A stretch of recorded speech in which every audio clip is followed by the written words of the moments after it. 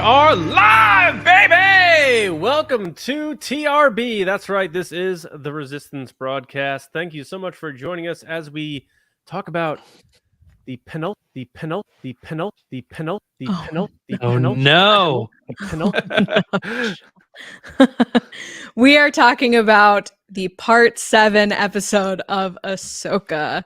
So, John will be back. He's been interrupted by Thrawn and his evil dead stormtroopers, which is terrible. But he will I be love back. the dead stormtroopers. They're so creepy. They're so creepy. So we have a lot to talk about. Before we get into that, though, please make sure that you subscribe here on the channel or on any of our audio apps. Leave us a review if you can. I really appreciate it, because we have a lot of cool stuff coming on the way too. But before that, we are super pumped that the writers got their deal. I'm so happy for them. Like, they got everything they basically wanted, which was so great. So now we just want to see that for everybody else, for the actors as well.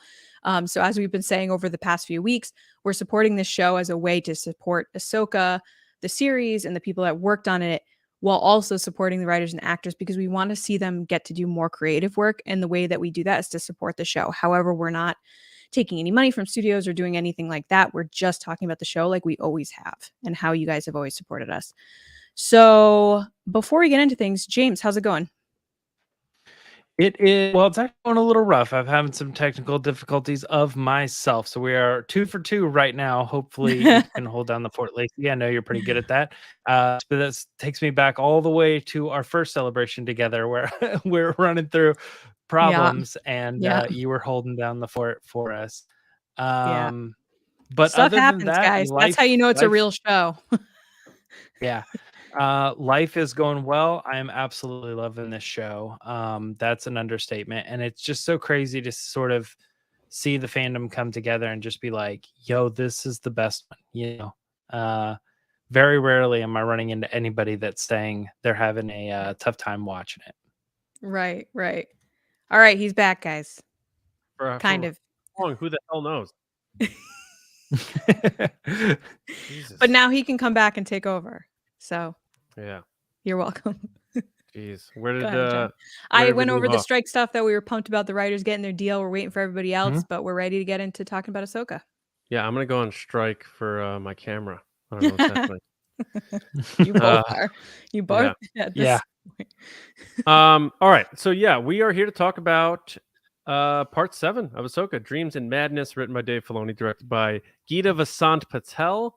1 episode to go, so we are going to definitely spend some time later on in the show speculating on how this is going to wrap up. I think we would all be a bit foolish if we thought it was going to be neatly closed out, considering what other shows are tied into this, and of course that impending movie that Dave Filoni is going to be directing that is clearly going to be tied to all of this, which I think will be the thing that closes all of this out. But yeah, so John, James, Lacey, as you all know, make sure you are subscribed to the channel, youtube.com/@theresistance_broadcast. We're about to hit 2,500 subscribers, so on our way to 100,000, slowly but surely. Remember, John has to wear the bikini if we get there. Right, in Japan. I don't know if that's a good thing or a bad thing. It's a great thing for everybody else except me. But yeah, slowly but surely, hopefully a little faster than the Nati. But we are going to get them. They are great. We are going to get into the Rosario scale in just a bit. But before we do that, I also want to say thank you to everybody who's been listening to the pod on Spotify and Apple Podcasts. We've seen a lot of growth there. We've been charting in other countries, which we haven't charted in a long time, Australia being one of them. So thank you to the Aussies out there listening to TRB. And for people who support the show, patreon.com/resistance broadcast. We couldn't do this without all of your support. So thank you all very much for your support. And just so you know, after this show, we are going to do a live unboxing on Patreon, a giant big old box of Ahsoka stuff. So we're going to find out what's in it at the same time as you. We don't know. If you are a patron, hop over to Patreon right after TRB Live, and we'll see you there. If you're not a patron, you've been thinking about it, it's a good time to sign up. Tier start at just $5. Appreciate that very much as well. So how you guys doing? We're doing good. Yeah. We already did this Yep, we're part. doing. Yeah, we did a little bit of. Lacey, you didn't say what you were up to. How have you been? I'm good. I'm just enjoying fall. It's like super cold up in here in Connecticut now. Like when you wake up in the morning, and I love it. It's sweatshirt weather. I got my TRB sweatshirt on today. Weather. TRB rocking it. Yeah. I'm just getting excited for winter. I love Christmas, so any day that's closer to Christmas is a good day for me. Have you turned your heat on yet? We did the. Matt is a crazy person and turned on the heat this morning, and I got so mad. I did too, though. I like being cold. So like when I come in and I'm hot, I'm like, what? I want to be cold. I'd rather stay here with like a blanket and like a sweatshirt and like socks and everything than be comfortable. We did the Bed Bath and Beyond fall Halloween shop. You know what I mean? Where you go through and you're like, oh, cinnamon or pumpkin spice or autumn leaves. I did that a month ago. Through. It's called Home Goods. Yeah. There's something. Cinnamon. So I started eating oatmeal now in the morning. Look at you. I know. It's annoying. I feel like a horse. Who's this guy? I don't know. It's horrible. But I the put people here for bananas in it Ahsoka right now. I'm sure Ahsoka eats oatmeal. Cinnamon spice. What is that? I love cinnamon spice. It's like nutmeg. It is the spice cinnamon. It's cinnamon, sugar. It's usually some nutmeg. I don't like it. You know what the best candle is? Seriously, and this is for all the people at home that you don't know. It's called apple honey butter. All right. So if we're talking false scents, that's the scent to get. You but you won't find any because I've bought them all. You know what I'm drinking right now? Take a guess. Cinnamon coffee? Coffee. Pumpkin spice coffee? No. The Resistance Brew. Oh. Bingo. Yeah. See what you Weird did there. Brothers. So I don't know if people, I mean, a lot of people probably know, a lot of people don't. We have a coffee brand with our friends at weirdbrothers.com. They are a small business coffee shop out of Virginia. I think they have a couple locations now. And we partnered with them about 2 years ago. And we designed our own coffee brand flavor called the Resistance Brew. Yeah. And yeah, you can see the link if you're watching on YouTube, but go to weirdbrothers.com and just look up the Resistance Brew and you'll find our coffee. You could buy it. You're supporting the pod, of course, but you're also supporting small businesses. And I believe they also donate some proceeds to veterans. Yep. So go check it out. It's delicious. It's caffeinated and it's good time for some cold weather. So there you go. I might open the window. Who knows? Who knows what's going to happen? And coming up Friday is National Coffee Day, so it's a perfect time. Right. Yes. So check that out. All right.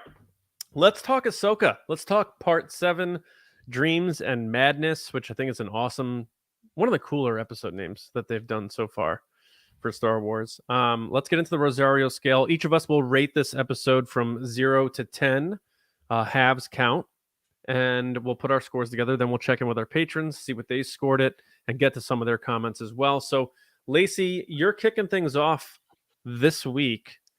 Part 7, what'd you give it on the Rosario scale? So I'm getting booed first.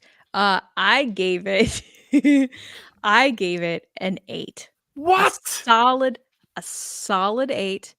It was a solid episode. That's better than a lot of the shows that I've rated. Because I feel like people are gonna hate me. Boo! I gave it an 8. Boo. I feel like there were moments that were true highlights for me. I think Thrawn really stood out this episode to me. Like he killed it.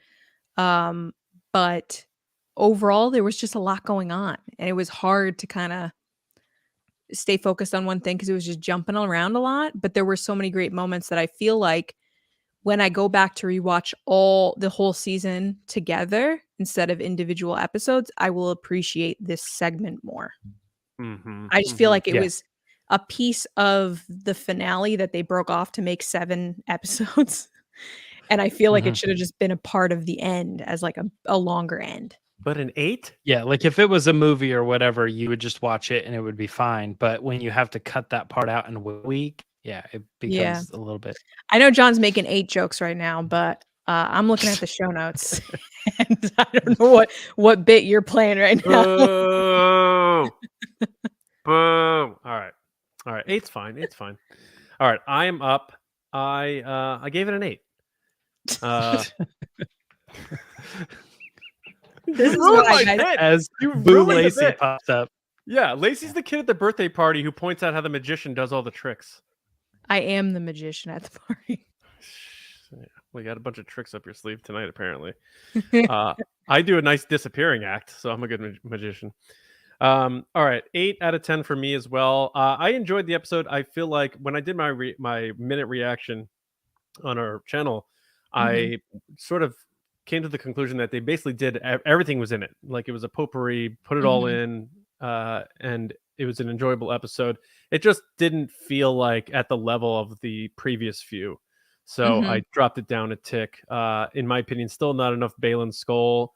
And I'm just thinking of the fact that we only have one episode, and one episode, and one episode, and one episode, and one episode, and one episode. And just one episode left. And John's computer That's weird is because it's bad never as happened well. twice for John. Yeah. James, what was your score? Well, it's funny. John's making all these 8 jokes because I too scored it an 8. And I think it's for the same reasons you said, Lacey. To me, it was such a good episode, but yet at the same time, it has that bell curve of sort of like, man, I've been getting 10s, I've been getting 9s, 9.5s, right? And it's like, well, this is still great, and I love this, but at the same time, like, it's got to be lower than some of those other ones, so it's in that rate of an 8. But I think that what you were saying was exactly right. It just feels like it's part of the whole, and in order to get from there to there, it may have just been missing a few things that could have spiced certain things.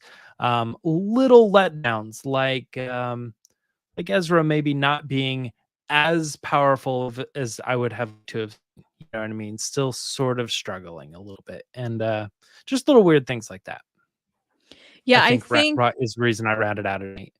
Yeah, we're definitely going to get into the whole Ezra thing because I think people had a really interesting reaction to that character. I think when he first showed up, people were like, either I loved everything about it or it wasn't good enough. And this episode kind of fell on that same like, oh, he's so cool. This is exactly what I was expecting with Ezra. And then it was, I don't know if this is the real Ezra. He's not acting right, whatever. And it's just so interesting to hear when people say one or the other. But luckily we found John, and we didn't have to go to a far off planet with space whales to find him. Yeah. John, how was Peridia this time of year? I don't know. I'll let you know in 10 minutes when I go back to it. Yeah. So I gotta never apologize happened twice. Right. I gotta apologize to everyone watching and anyone listening on audio that you have to even hear that there's an explanation. Maybe next time if I duck out, just don't even say anything so the audio listeners don't even have to worry about it. But anyway, that's part of doing live stuff and part of having this piece of crap camera I gotta replace apparently.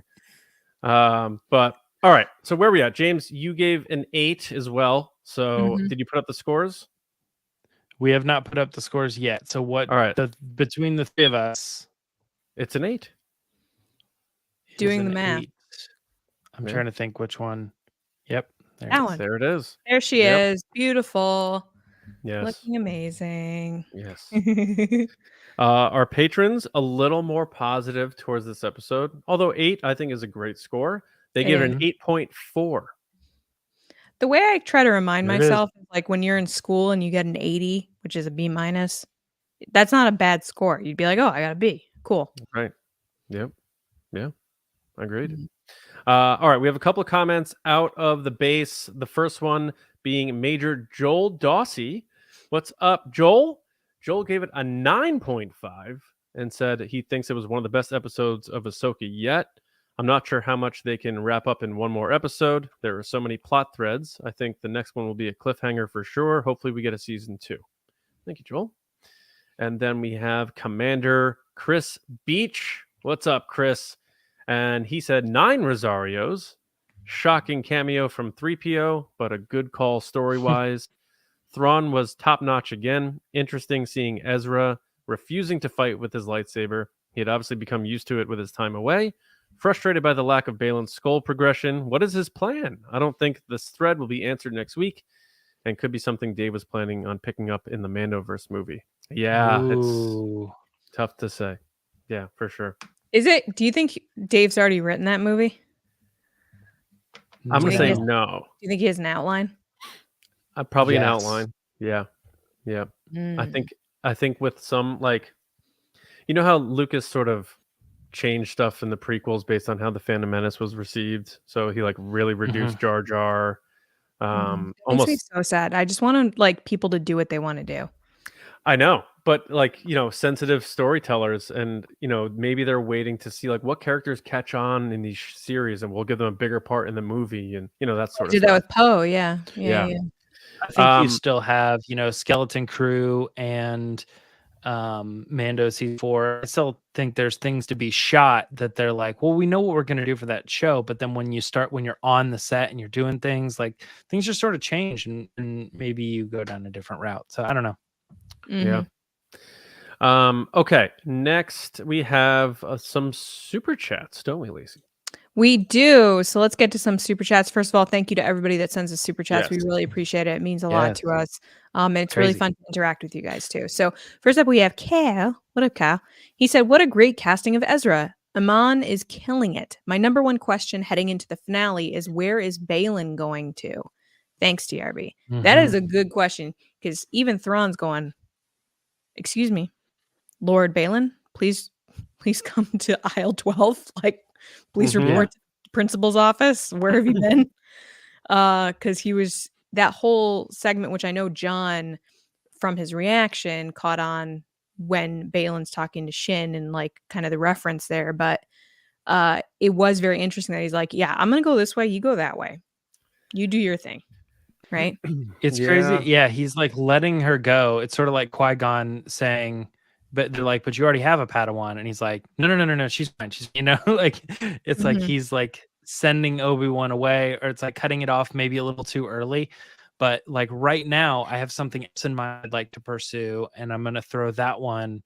I'm going to say that one's ready to go, even though that one probably isn't entirely ready to go yet.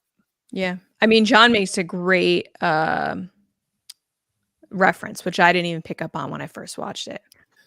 Yeah, for some reason, the moment he said those things to her, your ambition drives you in one direction, my path lies in another, made me think of Obi-Wan. Well, one of the last things he said to Luke in person. People were putting screenshots of it online. Yeah, your journey is on a different path than mine. Yeah, crazy. I didn't even consider that. Dave Filoni's a master. He just like finds these like little moments.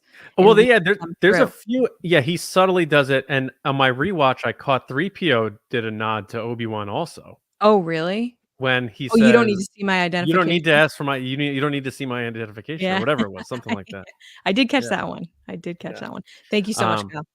Yeah. So, yeah, go ahead. Yeah. I have more. David Probus is up. Proby1 Kenobi, what up? He said, Chopper said, come at me, bro. He did. He was like, hold me back. Hold me back. The best is the best Carson Teva being like, it's okay. It's all right. Yeah. Next is Stubby1 Kenobi. What up, Stubby? He said 8.5 out of 10 Rosarios. Loved everything from Rebels. Oh geez, Ezra's perfect, but needed more info about Baylan's path to power. At least a hint. I agree here, because I feel like they've been so vague with it, and like no one knows what's going on, that it's got to be something nuts. That's why I don't think Baylan's getting killed. That's gonna be so crazy if he doesn't die. Like, because I'm starting to think Thrawn's gonna kill him because he like doesn't trust him. But if he doesn't die, that puts them in a really tough position. But like, you're gonna build all of this through 7 chapters and slowly peel back the layers of like understanding what his vision is, and then reveal it in the final episode and then kill him. That doesn't make sense to me. I don't know. So I just have this feeling that they're gonna have to recast or something like that. And, we could talk about that a bit later because I have some cool ideas for that. But I'm gonna miss Ray Stevenson. Only have one more episode with him. But anyway, I know we have a couple more to get to. James, do you think Baylan's gonna die? I was kind of thinking like towards the end we could do our like final predictions on like if dies, who kills him, who's going to show up in that final episode or whatever. But that's fair. I don't know. It's tough. Yeah, we have a couple more super chats. Mickey Bell, what up, Mickey? Thank you for the super chat. He said, "Hey guys, how are you? We're good. We're chilling." He said, "Rough couple of weeks for me. Had to say goodbye to my dog. Enjoyed many a walk with him listening to you guys. He is one with the force, but glad to be back watching live. I'm so sorry. Losing a pet is so hard, especially when it's part of your that family is like that. rough. Been So there. we're so sorry for Mickey. you. But we feel for you. My We're glad dog is we're getting here. to that age. My dog's getting to that age now where, like, you know, every time you see him sleeping, you're like, is he still breathing? You know, it's kind of one of those things. Yeah. And I'm like, oh, it's just a right. But he seems fine. I'm scared that one day it's going to be like, now it's noticeable, you know, and it's so sad. Sorry, Mickey. Next is Jolt and Jedi DiMaggio. What up, Jedi DiMaggio? Thanks for the super chat. He said, "What an amazing episode. I want to know what Balin's after." That is the big question Same, man. everybody has. That might pay. Because I think more than ever. Mm-hmm. Yeah. Because I think more than ever, it's he made it clear that there's something that he wants, and he's not. And at this point, he doesn't look like he's going to give it a shin. Mm-hmm. Mm-hmm. I think that's going to be a big part of our discussion tonight because that seems to be the big question. Mickey's back again. Thanks, Mickey, for the super chat again. Oh my gosh. He said, "Loved how last week Balin talked about the cycle of the rise and fall of the Jedi and Empire. And this week, the New Republic is blind to another rise." They're really dumb. 100%. They're really dumb. Or someone's playing them that they're very smart. You know what I mean? Like someone's being bet. But we saw the same thing in Andor, though. We talked about that a couple weeks ago. Yeah. The Imperial people in Andor were so blind that, like, you know, the whole thing with the trailer where he's like, "Oh, they're so fat they don't realize what's in front of them," type thing. Yeah. All right. Then we have Ryan. Thank you so much for the super chat, Ryan. Hope all is well. He's with R2 in his picture. Love that. He says, "I think Ezra is perfect. He's been exiled for 10 years. Prior, he was essentially trained by a Padawan. His level of force ability seems spot on. He's refusing the lightsaber was confusing. He almost seemed afraid of it." I agree with that. He did seem like, nope, not touching it. It was like a hot potato game where they were like, nope. Yeah, I think they clearly solved that problem of like, is it Sabine's or is it Ezra's, by giving us that line of dialogue. It's like, gave it to you, it's yours now, kind of thing. As far as I want to point this out, Ryan, trained by a Padawan, sir. A Padawan was knighted by the, Grand Inquisitor, sort of in the Force in the temple. So definitely trained by a knight. There. Kanan Jarrus? Yes. Yeah, he's all right. Thanks, Ryan. Really appreciate it. Yeah, thank you, Ryan. He did some cool stuff. I mean, we can save it for the speculation part, but I feel like if a thought pops up, you got to hit it. And I think that sets up the fact that we are going to see Ezra use a lightsaber. Me too. I just don't think it's going to be the one that Satine had, or not Satine. Oh my God, Sabine has. Sabine. I think it won't be in this series though. I think they'll let that wait out so that the payoff's better later. Okay. Cool. Thank you, everybody, for those super chats. We appreciate it very, very much. And now it is time to talk about this episode. And we are going to start things off by talking about our favorite moments, quotes, shots, whatever, from part 7. And James is going to kick us off this week with his favorite moment from the episode. Man, there wasn't like a big one this week. I felt like all the moments were pretty, 8, right across the board. I will say that at the beginning of the episode or early in the episode, when Ahsoka is being chased by those ships through dust and debris of the planet's rings, I said this to our Patreons as I was patrons as we were watching it live. I was like, I really wish I could watch this on the big screen, because there's nothing about this that's saying, oh, this is TV Star Wars. I'm like watching this. I'm like, this is movie level Star Wars. And like, what are we doing here? The sound and all the way the ship moving and the nuts and everything. There was just something about that moment that I was like, this is absolutely movie level Star Wars. Something that I feel is missing much from Mandalorian when it comes to like their space battles and stuff. It's kind of rare that when those shots, they're weird in the Mandalorian, and here they're like perfection. I'm like, that's Rogue One. That's that's Rise of Skywalker. It just looks so good. It did. So I think that would probably be one of my favorite moments, just sitting back and being like, it is so crazy that every week we're getting a Star Wars movie basically just released on Disney Plus. It's crazy. Yeah, I agree with that. My favorite moment, to the surprise of nobody, is the end of the duel between Baylan and Ahsoka. Visually, I thought it just was shot so cinematically, sort of what you were saying, James, about the space shots. I think even the intimate shots feel cinematic. I think they're shot really well.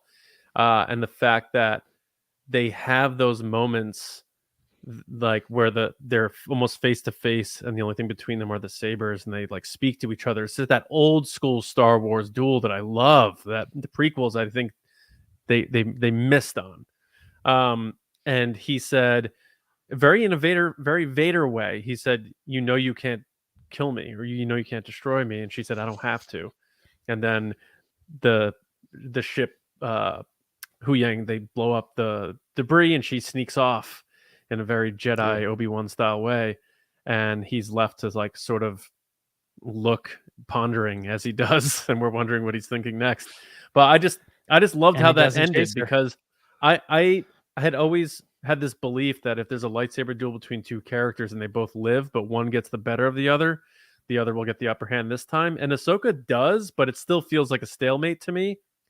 So it makes me wonder, is there a third one happening in the next episode, or are we not getting Ray Stevenson Ahsoka again? And then it goes back to that whole thing. Is it recast? Is the character going Cara Dune style? Which he's too big of a character to Cara Dune him. You know what I'm like? Cara Dune, I almost forgot existed. I'm not even kidding. Last season of Mandalorian, I'm watching. At no point until the first episode where they're like, hey, where's Cara Dune? They're like, she went to go run a deli. And they're like, oh, I'm missing Bill Burr, I tell you that. Yeah. But then from there on, I completely forgot about the character. Whereas with Baylan, I will not forget about this character. So you can't just cast him off somewhere else. I don't know what they're going to do. If he doesn't die next episode, I think they got to recast him, but we'll see. It's funny. I before I watched yesterday's episode, I went back, rewatched Ray Stevenson at Star Wars Celebration, being interviewed. And he says at some point in the interview, he goes, yeah, I faced off against Ahsoka a couple times in the series. And I was like, okay. And at that point, obviously, we hadn't gotten yesterday's battle. So I was like, so there's definitely another one coming face to face with Ahsoka. That's interesting. And then that night it happened. Now there's no speculation. It doesn't help me anymore because he did face her twice now, a couple times. So there could be a third coming. But when I heard that in the interview, I go, oh, so at least one more, more. Lacey, we'll toss to you. James, I want to find out later if he had said anything about returning, because that'd be interesting to hear. But Lacey, favorite shot, moment, quote, what do you got for part 7? I think my favorite shot is actually a Baylan shot this time, and it was I believe, and I might be wrong, because I don't know what was shot outside versus the volume or what, which is a good thing. Yeah. But the kind of jib shot, which is like a crane shot where it comes up from behind Baylan and it overlooks the hill that they're looking down on the Nocti. And he like comes up over the hill with Shin, and then the other guys are behind them, and that kind of, or they have the conversation there first, but where they're like overlooking the hill kind of reminded me of like any kind of fantasy genre where they're like looking on what's next, what's their journey. They do it in Lord of the Rings. They do it in, I'm pretty sure, Willow as well. Mos Eisley. Yeah. So like coming up over the hill is just such a cool shot to me. And it was this kind of creepy foreshadowing of like what's to come, because obviously they're the bad guys. So you see what they're looking at before the good people, Ezra, Sabine, everybody knows what's watching them. And they're like, the idea of you're always being watched is creepy, but I just thought it was such a pretty shot. Yeah, I mean, absolutely. You just reminded me of Boba Fett looking over Mando as he pulls away. Remember that? And I was like, who's that guy? And then everybody was like, it's Tamara Morrison. And I was like, I didn't even pick up on that was him. Remember that? It's definitely a pretty standard shot for these kind of like, I don't know, any type of over the hill watching you thing. But it was just really well done. I know we have a super chat of someone who wanted to chime in with their favorite part. So let's get to that, and then we'll get to our main overall discussion.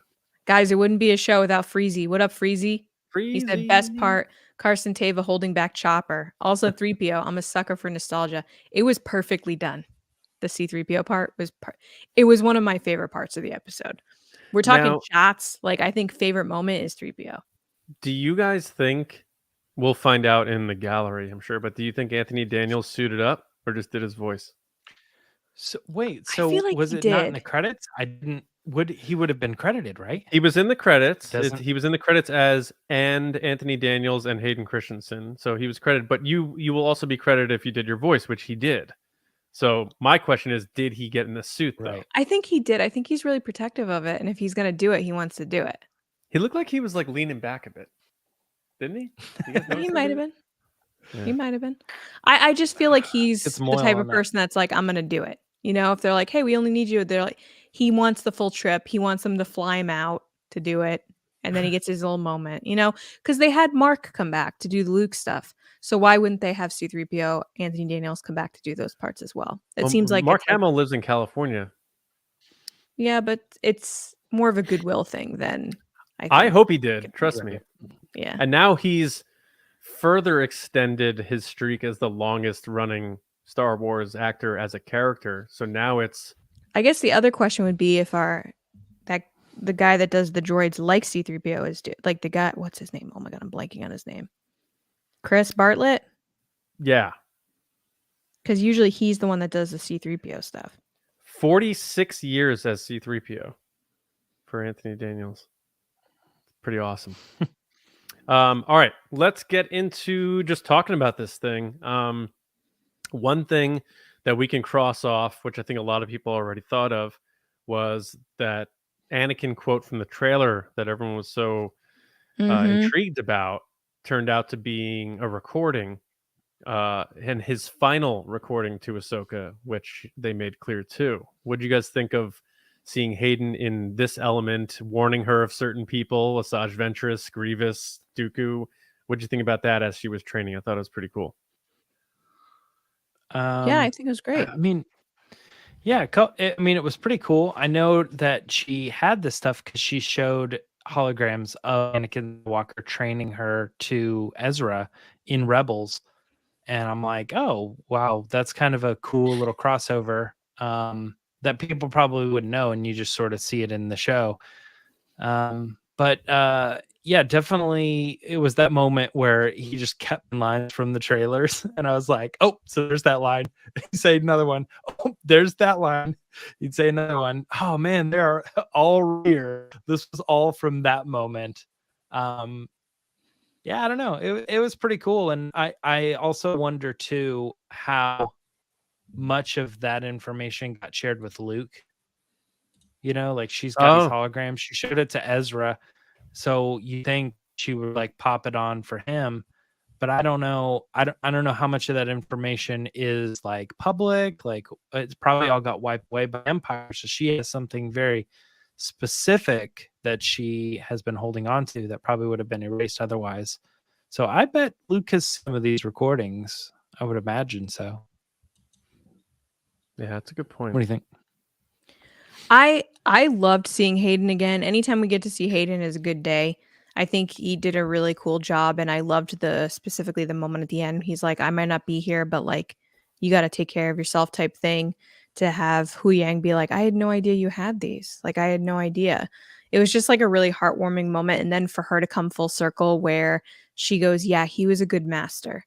Like, yeah. I don't think Ahsoka would have said that 4 episodes ago, she would have been like more like, oh, it didn't go right, or oh, trying to figure out Yep. who to blame or feel guilty. I That's think yeah. we've seen her Things don't grow. always end the way I want them to.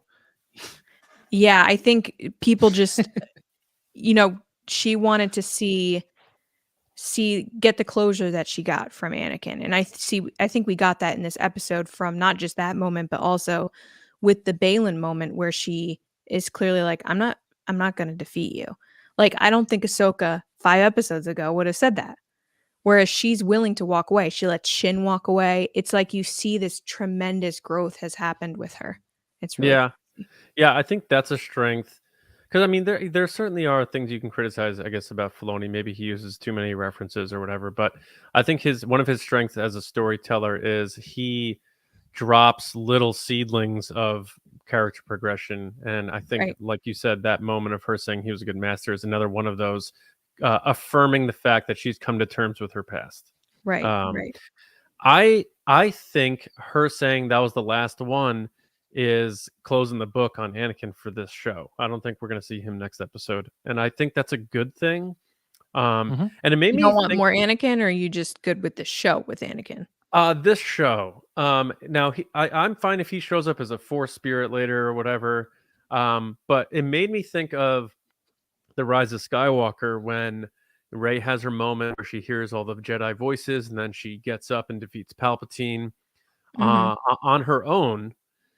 And I remember fans saying, like, we were robbed of all the Force spirits showing up and helping her. I'm like, no, like, what is the point of building this character to this point to say, like, we're going to pop the training wheels back on and we're going to push your bike from behind? Like, no, I think that would have been horrible if all those Force ghosts showed up and started pushing Palpatine. And it made me think I of would have this, liked like, that, but that's just me. yeah, but I think it would have diminished Rey as a character and what they were trying to go for. And that's just my opinion. But then when I think of this show, I think you need Anakin to step aside because we do need to close out this series, whether it's going to be a one and done season and move on to the movie or other tie-in shows, or whether it has a second season or not. You need to close out this set of episodes. And I think Ahsoka needs to do something impactful now that she's gone through her own arc again here in that next episode to like not kill Thrawn, of course, because I think he's going to be the big villain for the movie, but I think to wound him, and I don't mean physically, but like do something to like for him to be like, oh, okay, so I am underestimating her a bit. She does mean business, that sort of thing. And I think having Anakin show up and be involved more would be a bad choice. I think she's gotten everything she needs to out of him at this point now. She's in a good place. She seems more playful, more willing to let the Force dictate what happens, sort of thing. Let fate decide. Yeah, she's making a lot more jokes with Hu Yang. Hu Yang's like, what is happening? I love it. Yeah. Yeah. And how she handles herself, even with fighting Balin, she seems more centered, more calm, more in control, even almost enjoying the battle. Yeah, I feel like she's like, I've already died, so I've got nothing to lose. Yeah, I've died before. I wanted to mention too, Hu Yang was pretty funny too. They kept cutting to him like, wow, this battle's great if I survive it, or whatever, you know. He goes, oh, they're finally together again. I hope I'm around to see it. Yeah. I hope I survive this battle so I can see him or whatever. Yeah. He says it in such a way that someone who doesn't understand finality would say it too. Like, it's like saying, I hope I'm around to watch the game Tuesday night. You know, I hope I don't have plans. And for him, it's death. I don't disagree, John, because I'm seeing a lot of comments from people that are similar to what you've said about other series of like, man, for Andor being the title character, everybody else around him is doing cool stuff and he's not doing enough. I'm starting to see that people are saying it seems like Ahsoka isn't getting enough of the drive in the show, and then it seems like we're more focused on Thrawn and Sabine and Ezra and things like that, especially at this point where she comes back and she let's say she does something that significantly hurts or overcomes Thrawn's plan. I also wonder if we're going to start to get into that territory where Thrawn sort of becomes like Kylo Ren, where he continually loses and loses and loses. You know what I mean? It's like, why is this guy such a big baddie? If they beat him in Ahsoka and they beat him in the other thing and then they beat him in the movie, like he's got to have multiple wins where our characters survive in order to build up that final movie where they do defeat him. So I don't know how the show is going to end, but it does feel a little bit more like Thrawn will ultimately get away with whatever he wants to do right now, which is seemingly get out of this galaxy. But for now, the win will be defeating or stopping Baylan, surviving. You know what I mean? Not getting trapped there on their own. You know, there's a couple of other ways that the show can still have a big win while also being like, yeah, but Thrawn's loose. So it's sort of like an ominous win. I mean, speaking of Thrawn, he was so good in this episode. And Danny said in the comments, his reaction to the whole Anakin is Ahsoka's master, and where he talks about how Anakin, you know, is dangerous and unpredictable type thing. But I feel like Thrawn in this episode for me was a true highlight, which is surprising coming from me, guys. I'm not the biggest Thrawn fan, but I feel like this series has made me one. Because I've gone in with such like non-expectations of the character because I'm not the biggest fan. So like I'm just loving it. But to see him be so calculated this episode and like see what he's good at, which is like coming up with a strategy and a plan, being 3 steps ahead of everybody else is just so scary. Because you're like, oh my gosh, he's thinking so far ahead. But at the same time, the way he's working with the Night Sisters is also really scary because you're like, I just don't understand why they're helping him so much. Like, I don't know what the benefit is. I don't know if it's because he's willing to take them back to the galaxy that he's going to, if he's giving them like, hey, I'm going to be in charge and you get to be my, you know, advisors. Like, what are they getting out of this? I guess is my big question.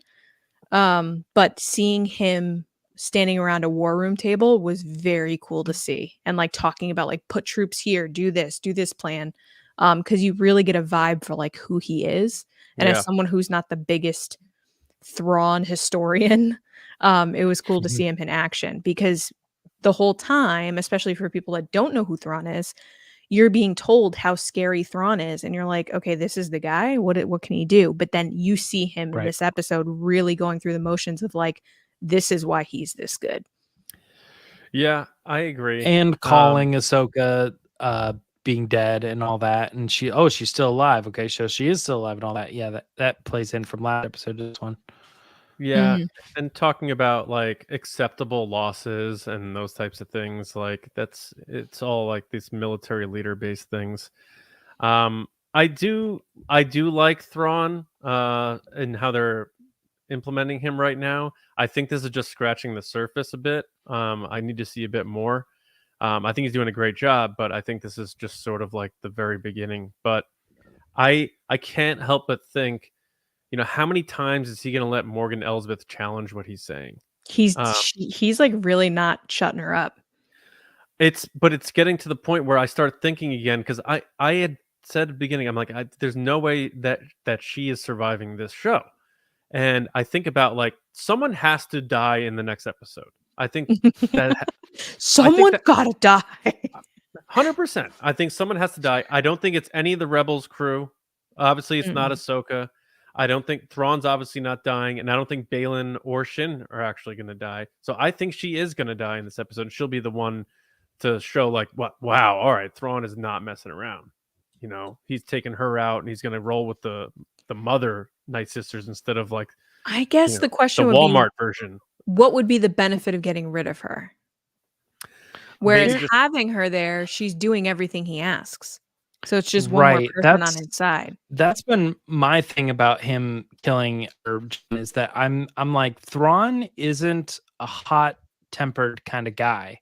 And he isn't like looking for the limelight necessarily, like, oh, you think you're gonna overtake me? I'll show you. You know, he's not really like that. She's an asset. Yes, she makes mistakes, but I read all those original Thrawn books, and like Eli Vanto is like a character that was like consistently like, this doesn't make any sense. And he's like, I'll explain it to you. You know, it's like he just sees these people as assets. I I feel like she'd have to do something that's actively against his better judgment. Maybe like you're right. Balin. Definitely against him, and she could, and that would be a good way to show, get rid of a character or whatever. But Like I think Balin. it would have Balin to be goes her move. against what he told him to do. He goes Right. rogue. And that is on Thrawn's radar of like, where's Balin? Why isn't Balin there? What's going on? You're missing a mercenary, that type of thing. Yeah, Yeah. that's a loose cannon. I don't think Filoni does anything just because, and Of course. he's clearly showing her challenging things he's saying on a consistent level to the point where she's a disruptor of his plan, by just solely by challenging it. And if eliminating her helps him execute his plan, that sounds like a Thrawn thing to me. He's very just tactical, to the point, measured. And if he doesn't see a value in her anymore because now he has, the Mother Night Sister trio from hell, whatever they are, then what's the point of her now? She got them to Thrawn. Does she have a value at this point? I don't know. So we'll see. I could be wrong. It's just a thought. And I know I saw some people popping in the chat about, what if they, need to recast Balin, and I don't want to get too far in the weeds on that because all we know, like next week he can die. That's possible. I don't think he will. My personal thought, if they recast him, is Gerard Butler. I think he's same height, same size, around the same age. Scottish versus Irish. He could probably do the accent pretty well, and he's played these types of roles. Ancient warrior in 300. I think he would be great. I've seen other people say Liev Schreiber. I've seen that guy do British accents, and he's pretty heinous at them. And I've seen other people say, there was another popular choice people put out there. I forget what it was. Sean Bean, who I love. I think should be in Star Wars, but not as a recast. Give Sean Bean his own character one day. But I think I was Gerard waiting Butler, for you to do the Daisy accent. yeah. I tweeted it out a while ago and it blew up, and there were some people who were like, no, that would be horrible and whatever. But I think Gerard Butler, if you look side by side, he even looks a little bit, if they put the beard on him, he looks a little bit like him. He could pull it off. So I'm going with Gerard Danny Butler. made a good point about Graham McTavish. I think he's another one that could probably be shifted in. And this is all under the realization that it's just horrible that Ray Stevenson's gone. I know. It's awful. All right. Now on to other aspects of this episode. James, Do you want to grab some super chats real quick? Yeah, absolutely. We can do that. Okay, cool. So we have Stubby One again. What up, Stubby?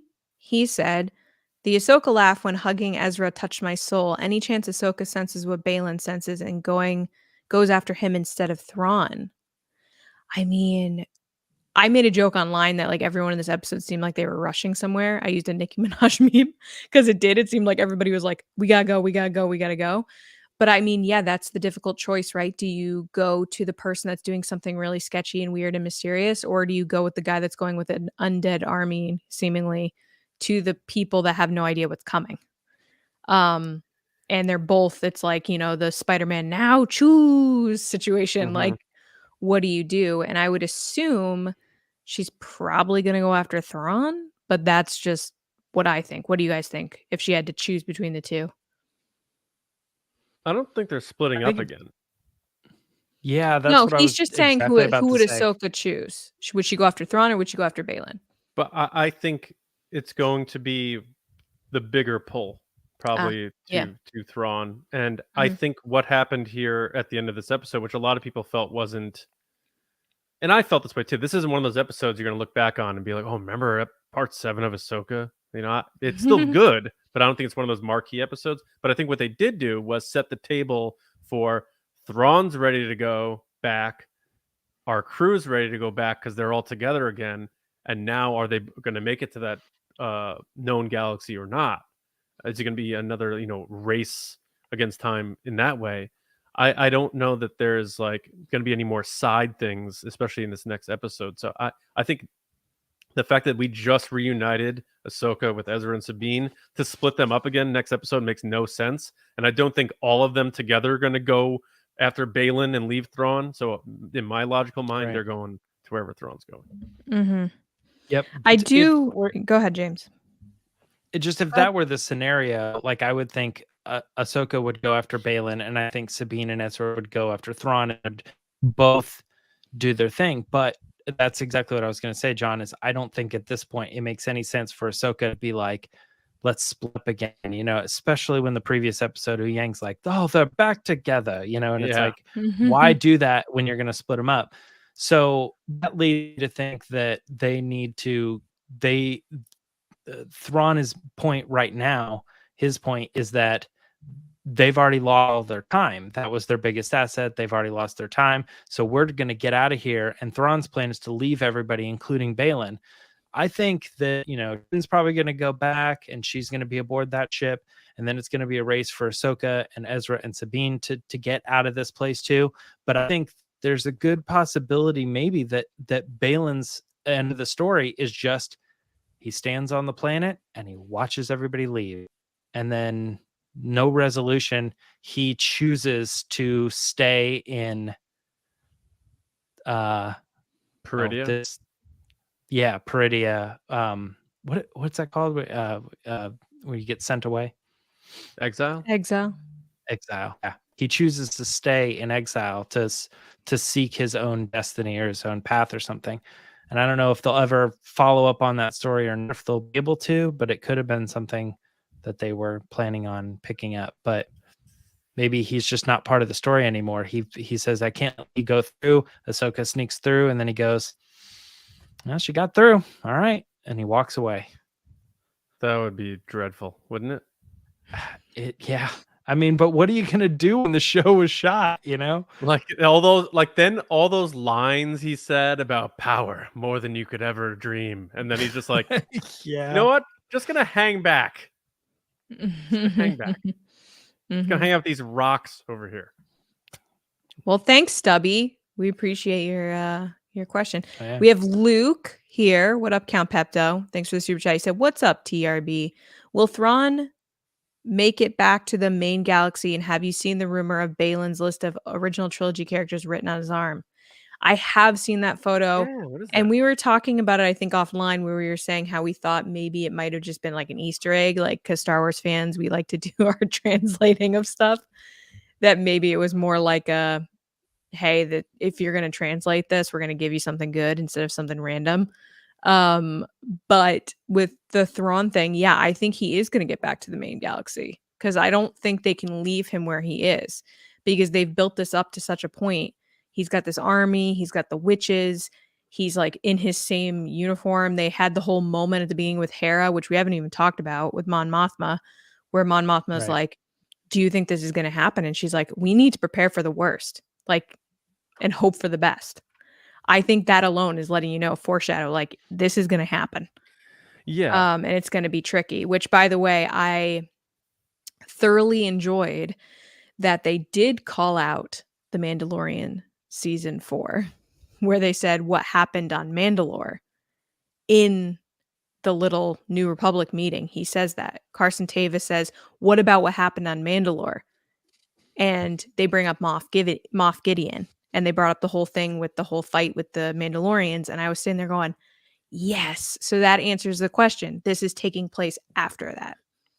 Because a lot of that was like, does this going alongside it? Yeah. Is this before, after what's going on? You said season 4. I think you meant season 3. Season 3. I had a feeling John was going to come back and try to correct that, but I was just going to let it slide. I'm like, I think we all know what she's talking about. No, not to correct, because only I thought I missed a foreshadowing of something coming up in Mandalorian. No. I meant season 3. I just miscalculated the season. So anyway, everybody knew what I was talking about. Season 3, when Moff Gideon and Mandalorian fight on Mandalore, they mention it, which is awesome because I feel like as Star Wars fans, we were really questioning, like, where does this fall? Is it at the same time or is it after? Yeah. And plus it just shows you once again how everything is tied together. You know, Jon Favreau is the executive producer on this show. Yep. And that, you know, I think my one question though, and this has nothing to do with Luke's question, so I apologize, Luke, is like, where's Zeb? Yeah. Well, he might show up next episode, I think. Maybe, maybe not. Well, so I agree with, the conversations we had off air about the characters. I think that's Yeah. just an Easter egg, nice little nod. Yeah. Um, Thrawn 100% making it to the main galaxy because you can't have your new main villain for live action anyway, Mhm. fail in his first attempt at doing something big. So he's going to succeed and he's going to get there. He's done all these things to survive. He has to succeed.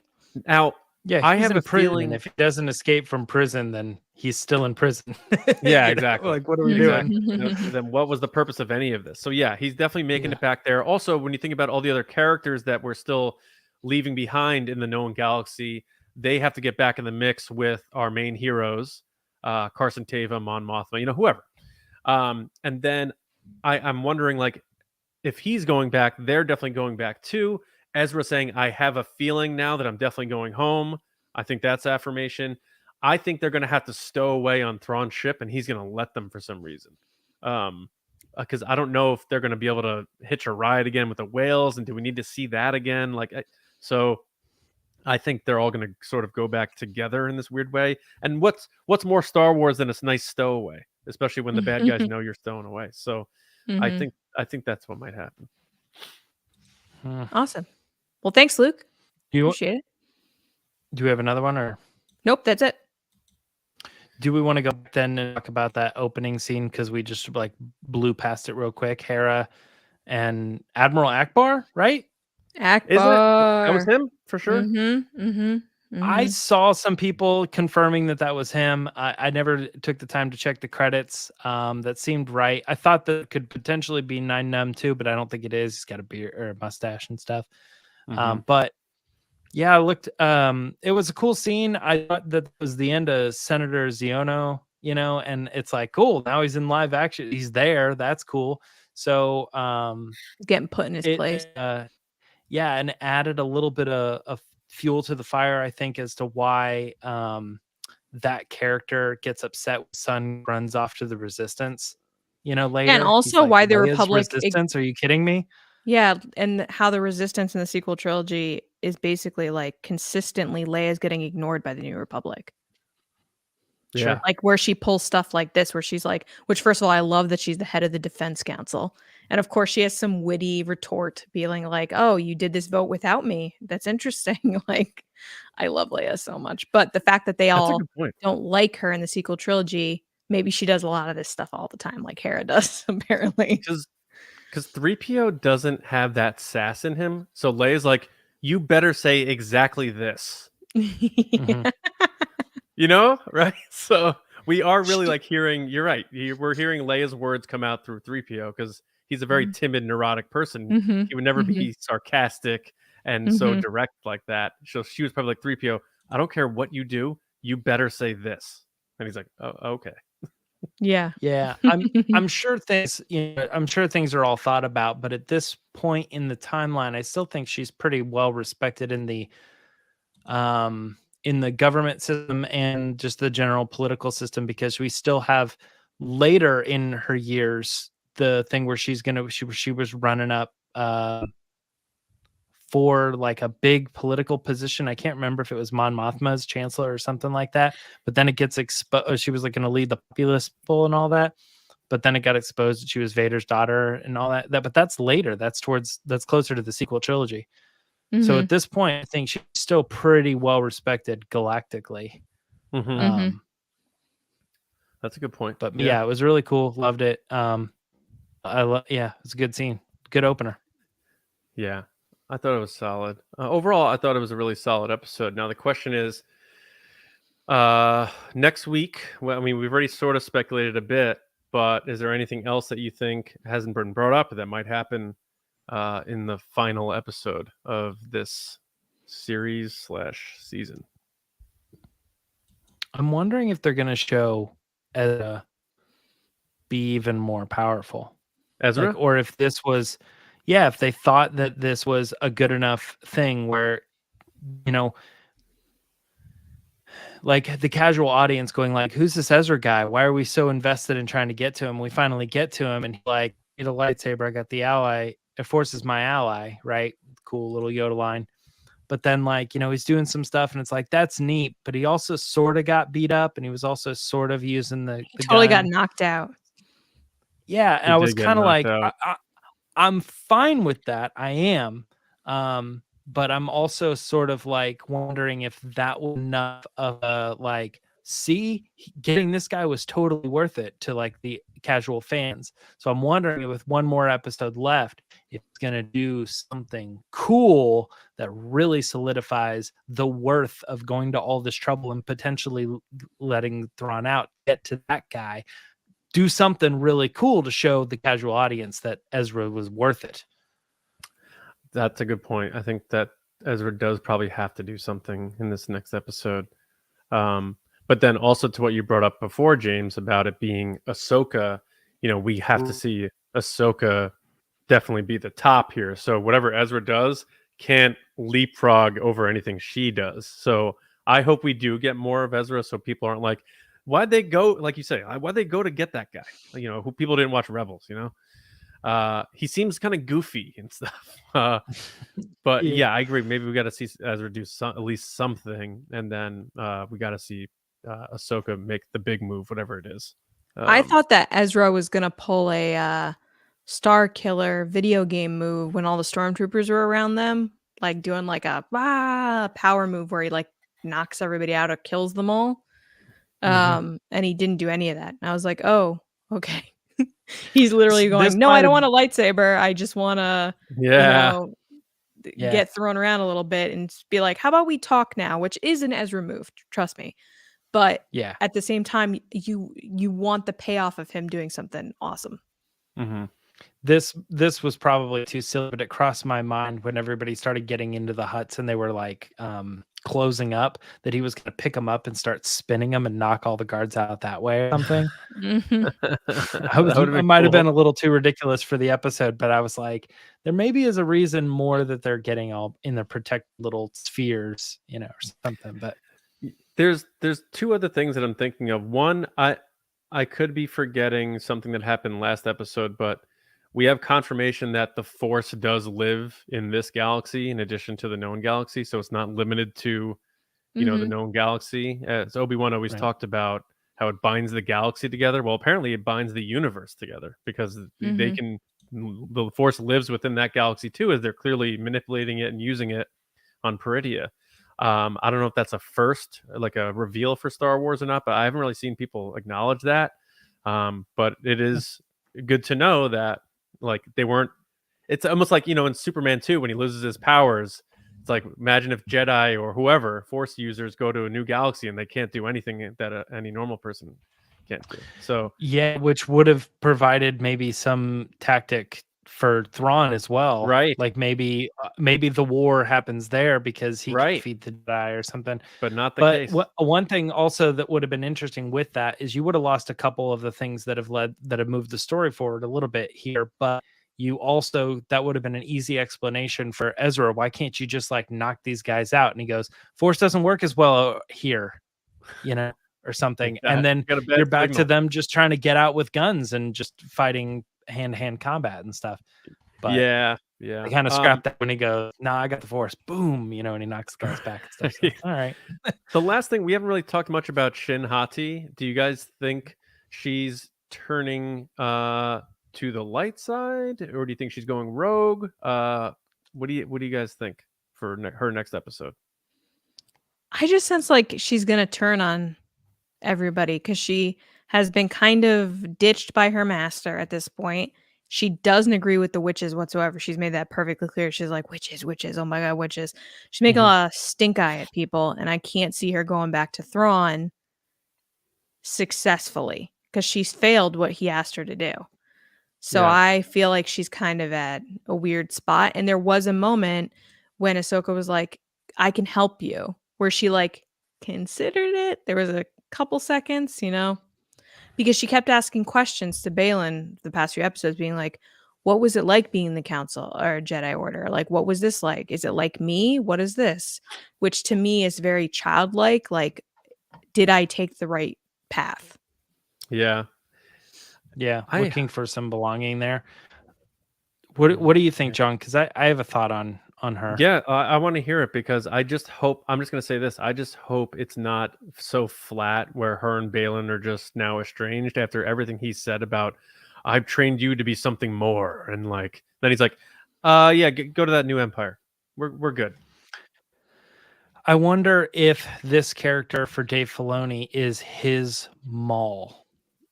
Character that is quiet and ferocious and is sort of thrown away and becomes someone that over time is a character that no matter how hard they try to succeed, they continually fail. They survive, they get away, they try new things, but Maul, as Freddie Prinze Jr., I believe, like perfectly illustrated. It's a character that's continually trying to have success, but fails at everything they do. And it's just like a tragic story for that character. And she's put in this position right now. She doesn't feel like totally evil. She feels like she's only evil because she's been raised that way. But she still, I don't know, has been, like Lacey said, and we were talking earlier, like abandoned at this point. Like you're ready. Like I have other things important right now. So I'm saying you're ready. And she's like, she thinks she is, but she's not actually ready. She runs into that fight. She loses. And, I just think she's going to be a tragic character or someone that could be around for a long time and could do some really cool stuff. She could start her underground gangs and other things. I'm sure there's some really cool stuff you could do with a character. That's true. But like similar to Maul, I think that could be Filoni's Maul. That's I think that's a good comparison. I think that's a good point. I just hope that she survives, and because obviously the actor is young, the character is young. People seem to enjoy the character so far, so I hope that there's some more legs to this story. No Maul pun intended.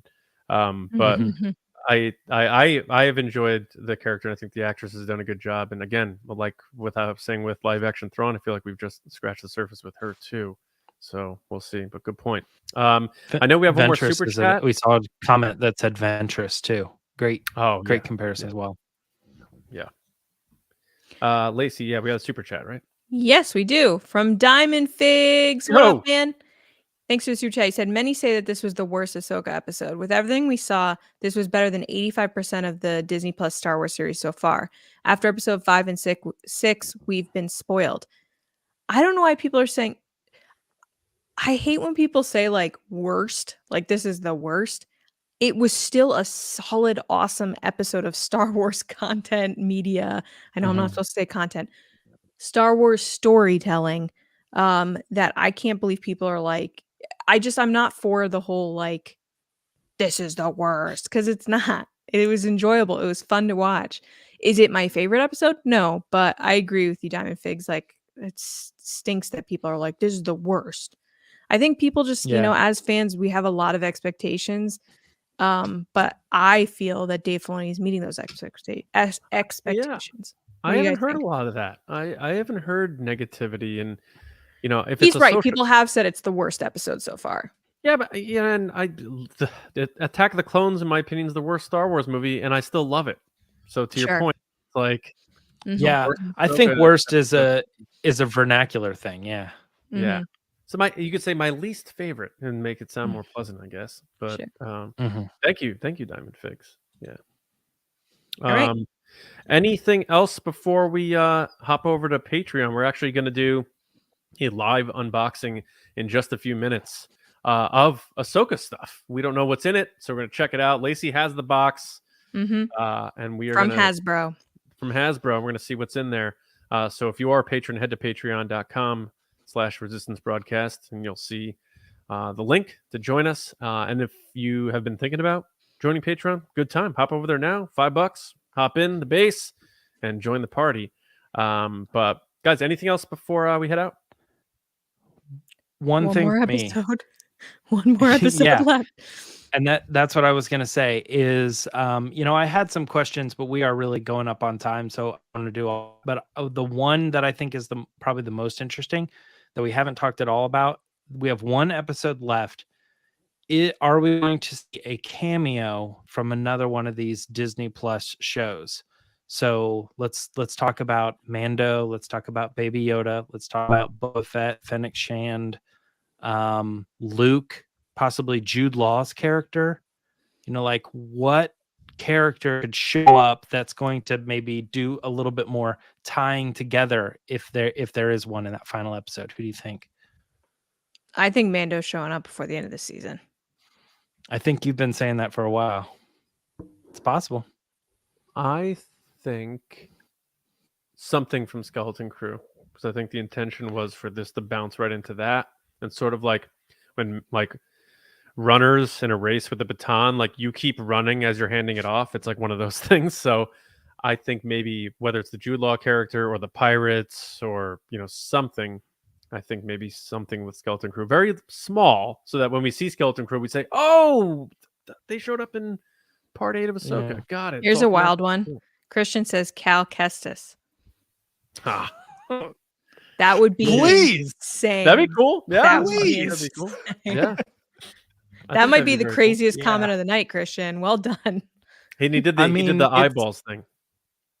I don't know if you guys have been seeing, but like they were breaking down, like fans were breaking down the hieroglyphics behind Thrawn, The wall. and how they're related to, you know, the The video game. Jedi series stuff. Yeah, and credit Stinger, like it could just be totally that, like a Boba Fett thing again. They did that once, they haven't done it again. Yeah. Oh, I think Zeb's definitely showing up in part 8. I don't think he is. I don't think he is either. Bang. Zeb. Bang. Confirmed. Cut to him. If Cal shows up, though, everybody has to go congratulate Christian because he called it. But it's not just going to be Zeb. It's going to be Callus, too. Zeb and Callus are going to roll up. We're going to see live action Callus. I think you two are right that those are the two best options. It's either Jude Law or Mandalorian. If I had to lean on one, probably the Skeleton Crew connection, because then we already know there's stuff connected to Mandalorian because of this show already. But nothing yet about Skeleton Crew, and that's the next big thing. So that makes sense to me. Right on. All right. Before we hop out, I do have to give a special shout out to our Patreon generals and spice runners, a bunch of them in the chat participating, which we love as always, including everybody. I hope everyone had a great time in the chat. I hope everyone listening on their podcast apps had a good time.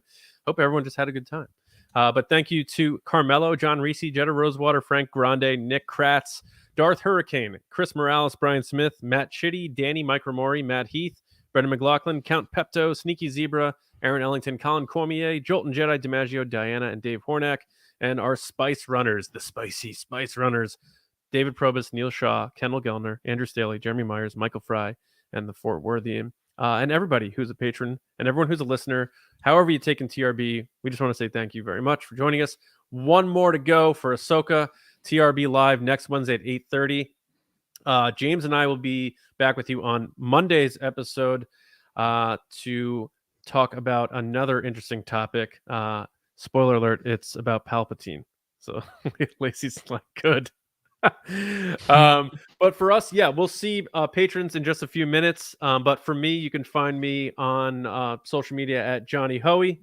And I'm going to try to get on those other ones a bit more. It looks like people are migrating over to Threads or Blue Sky, but Johnny Hoey, TRB podcast for the podcast, and my movie podcast, Just Like the Movies. We're doing Boogie Nights next.